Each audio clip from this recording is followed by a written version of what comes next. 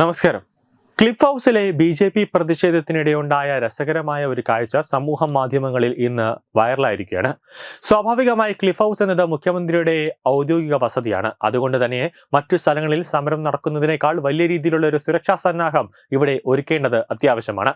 അതുകൊണ്ടാണ് പോലീസ് ഉദ്യോഗസ്ഥർ കർശനമായ സുരക്ഷാ വിന്യാസം എല്ലാം തന്നെ നടത്തി റോഡ് അടക്കുകയും ഗതാഗതമൊക്കെ നിയന്ത്രിക്കുകയും ചെയ്യുന്നത്.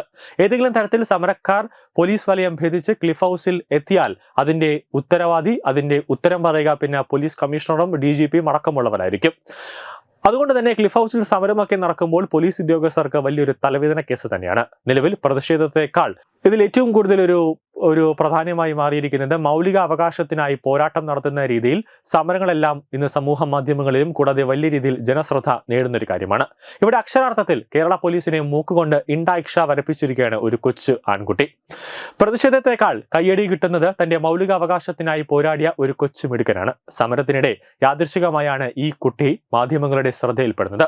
അതായത് ക്ലിഫ് ഹൗസിന് സമീപം താമസിക്കുന്ന കുട്ടി തന്റെ വീട്ടിലേക്ക് പോകുകയായിരുന്നു. ആ സമയത്താണ് മുഖ്യമന്ത്രിക്കെതിരെയുള്ള BJPയുടെ പ്രതിഷേധക്കാരെ തടയാൻ പോലീസുകാർ ബാരിക്കേഡ് വെച്ചു. ഇതോടെ കുട്ടിക്ക് വീട്ടിലേക്ക് പോകാനുള്ള വഴി അടഞ്ഞു.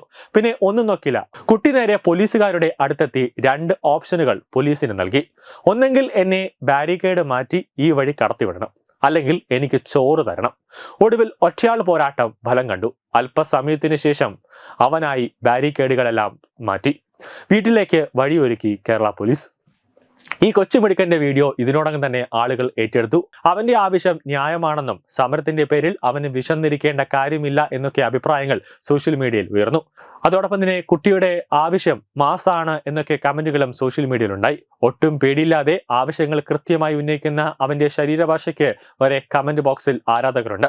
ബാരിക്കേഡിന് മുന്നിൽ നിലയുറപ്പിച്ച പോലീസുകാരുമായാണ് കുട്ടി സംസാരിക്കുന്നത്. നമ്മളൊക്കെ കുട്ടിക്കാലത്ത് ഇങ്ങനെ പോലീസുകാരോട് സംസാരിക്കുമോ എന്നും ഈ രംഗം കണ്ടയാൾ പറയുന്നതും വീഡിയോയിൽ കേൾക്കാം. കുട്ടിയുടെ മറ്റു വിവരങ്ങളൊന്നും തന്നെ ഇതുവരെയായിട്ട് ലഭ്യമായിട്ടില്ല.